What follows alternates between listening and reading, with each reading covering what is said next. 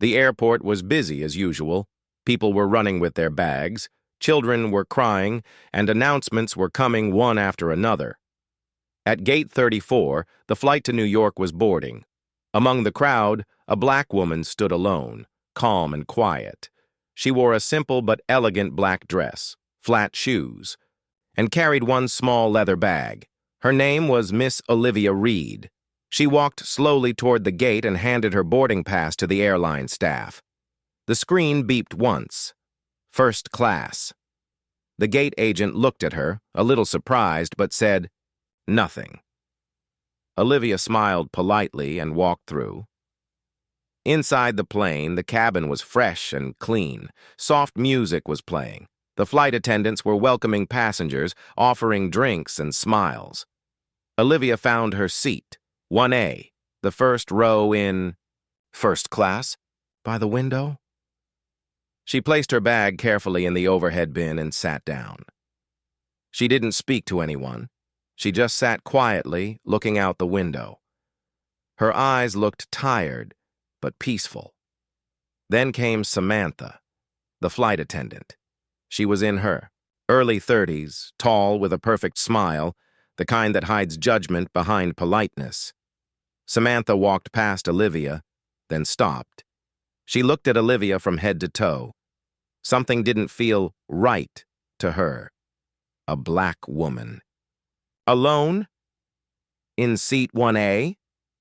Samantha walked back to her and forced a smile. "Ma'am, are you sure you're in the right seat?" she asked. Olivia looked up calmly. "Yes, this is my seat." Samantha's smile faded a little. She leaned closer and said, quietly, "First class is for passengers with priority. Are you sure you didn't walk in by mistake?" A man in the next seat looked up from his phone, interested. Olivia reached into her purse and took out her boarding pass. She handed it to Samantha without a word. Samantha scanned it, frowned, then handed it back. It was correct. Seat 1A. First class. Still, Samantha wasn't satisfied. She cleared her throat and said, Do you work for someone flying today?" Now the man in seat 1B stared openly. Olivia gave a small smile. "No, I'm not anyone's assistant." Samantha didn't know what to say. She forced another smile, but her voice was sharper now. "Well, if you need anything, just press the button." She walked away quickly. The man in seat 1B leaned over and whispered, "Don't mind her. She's like that." Olivia nodded and looked back out the window. More passengers entered. Some noticed Olivia in 1A. They looked surprised. A woman whispered. To her husband, she must have used points. Another said, "Maybe she's upgraded for some mistake." That happens sometimes. Nobody thought she belonged there. Nobody asked who she was. They only judged what they saw. Her skin, her silence, her seat. Samantha returned to the front to speak. With another crew member. She didn't whisper this time. She says 1A is her seat. But honestly, I think she switched boarding passes with someone. I don't trust it. The other attendant replied.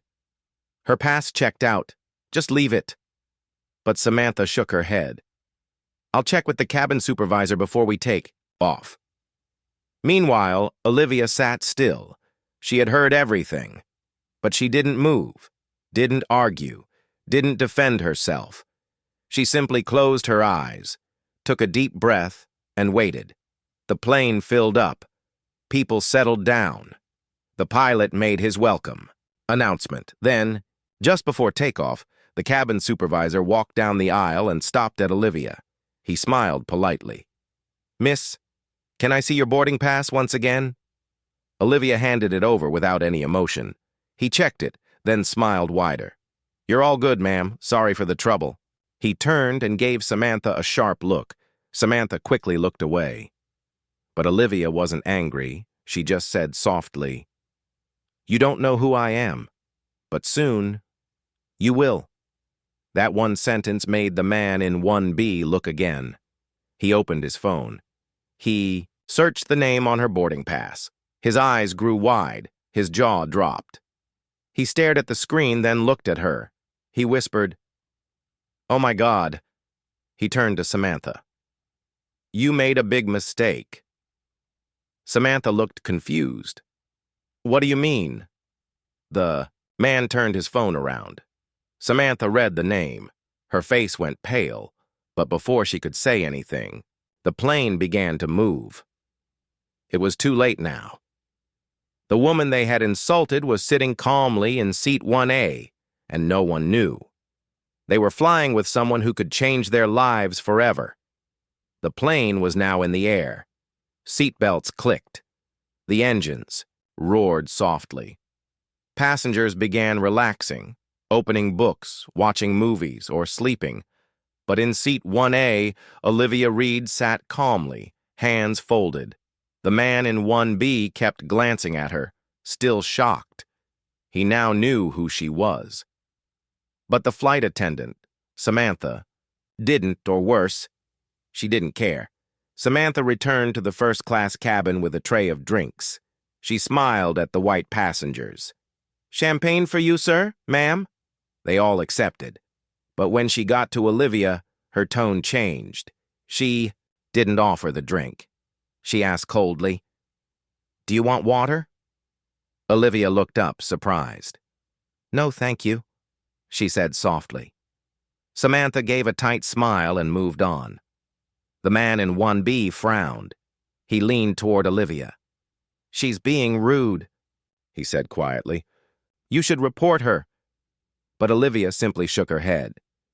Let people show who they are. That's how truth works.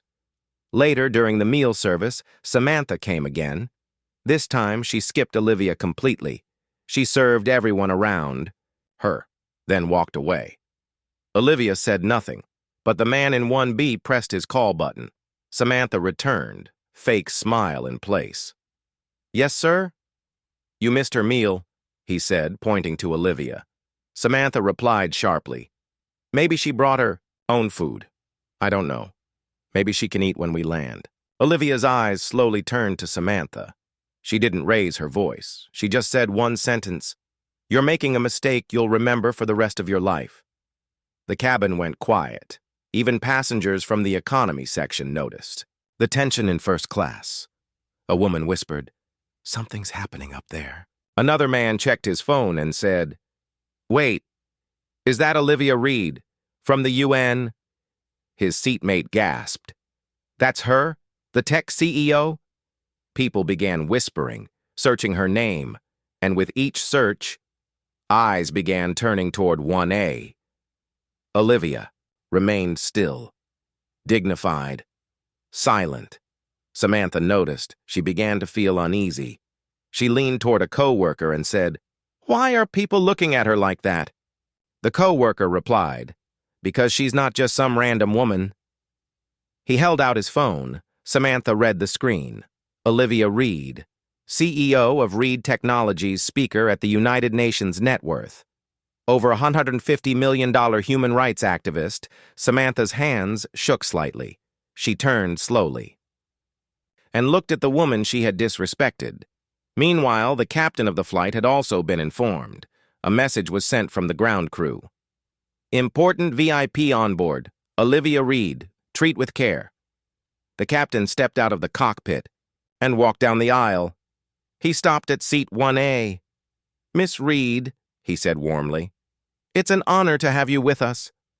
Olivia stood up and shook his hand politely. "Thank you, Captain." The passengers around them applauded. Samantha stood frozen, red-faced, heart-pounding. The captain turned to Samantha and said, "Did you know she was on your list? First-class priority," Samantha stammered. I thought maybe she was in the wrong seat." The captain raised an eyebrow. "Wrong seat or wrong skin?" The words hit hard. Silence. Everyone was watching. Olivia could have humiliated her. She could have shouted. She could have demanded action. But instead, she looked at Samantha and said, "We don't need anger to make a point. The truth speaks for itself." Samantha lowered her eyes. She had no reply. Back in her seat, Olivia turned to the man beside her and asked, Why do people judge so quickly? He shrugged. Because they don't expect greatness in quiet places. Olivia smiled. I've been quiet all my life, but that doesn't mean I'm not loud where it matters. The plane flew smoothly through the sky, but inside the cabin, something was changing. Whispers started in first class, then moved to business, then even to the back rows. Everyone was talking about one woman, Olivia Reed. Passengers who had ignored her now leaned over to see her. People who once thought she didn't belong in first class now stared with wide eyes. Phones were out. Searches were made. Articles were read. She's one of the top tech leaders in the world. She built her company from nothing. She gave a speech about human rights at the UN. She donates to girls' education in Africa. Even the flight attendants whispered to each other. I can't believe it's really her. Do you think she'll complain to the airline? What if we lose our jobs? But Olivia said nothing. She sat calmly drinking water, reading a book. Not angry, not proud, just peaceful. The man in seat 1B said, You're famous. Everyone is talking about you. Olivia smiled gently. I'm not famous, she said. I'm just someone who worked hard in silence. In economy class, a young black girl named Amara sat with her mother. She was around 12 years old with big glasses and braids. She held a notebook in her lap. She had heard the whispers, too. Mom, she said, is it true? That woman in first class, she's a CEO? Her mother nodded. Yes, her name is Olivia Reed. She's very smart, very successful. Amara looked amazed. She looks like us, she said softly. Her mother smiled. Yes, baby. And she's showing the world we belong everywhere. Amara stared down at her notebook. It was full of dreams, ideas for inventions, drawings of machines. Her dream was to be an engineer, but sometimes she felt small, invisible, not important. Until now. She looked at her mother. Can I go talk to her? Just for a second? Her mom hesitated, then nodded. Be polite, be respectful, and don't forget to thank her. Amara walked slowly down the aisle. Her heart beat fast. Passengers watched her. When she reached the first-class curtain, a flight, attendant tried to stop her, but Olivia looked up and said gently, It's okay. Let her come. Amara stepped forward, holding her notebook. After Amara returned to her seat, the cabin felt different. Passengers looked at Olivia with respect now. Even some who had whispered before were quiet. Back in first class, Samantha sat nervously. Her hands shook as she checked her phone. She saw more news articles about Olivia Reed, stories of how Olivia started her company with almost no money, stories of her fighting discrimination, stories of her giving speeches about equality and hope. Samantha's heart sank. She whispered to a coworker, I was wrong about her. I was so wrong. The coworker nodded. But you should say sorry. Samantha didn't answer. She looked away. Meanwhile, Olivia sat quietly.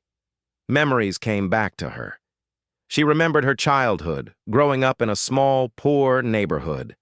How people told her she wouldn't succeed because of the color of her skin, how she worked 2 jobs while going to school, how she faced many doors closed in her face. But she never gave up. She studied hard. She dreamed bigger. She fought harder. Flashbacks showed Olivia as a young girl, helping her mother clean houses, studying under a small lamp late at night, getting her first computer at age 12, and learning to code. She dreamed of building something that would change the world. Back to the present, Samantha finally gathered courage. She approached Olivia slowly. Miss Reed, she said softly, I want to apologize. Olivia looked at her, her eyes calm but strong. I accept your apology, she said, but it must be more than words. Samantha nodded. I want to learn. I want to understand. Olivia smiled. Good. That's the first step. The passengers watched the scene. They saw a woman who chose kindness over anger. They saw a flight attendant willing to change, and they understood something important. Sometimes the hardest battles are won quietly, and sometimes a simple apology can change hearts. The captain made another announcement. He said, "We have a very special guest on board today, Miss Olivia Reed. Please join me in welcoming her."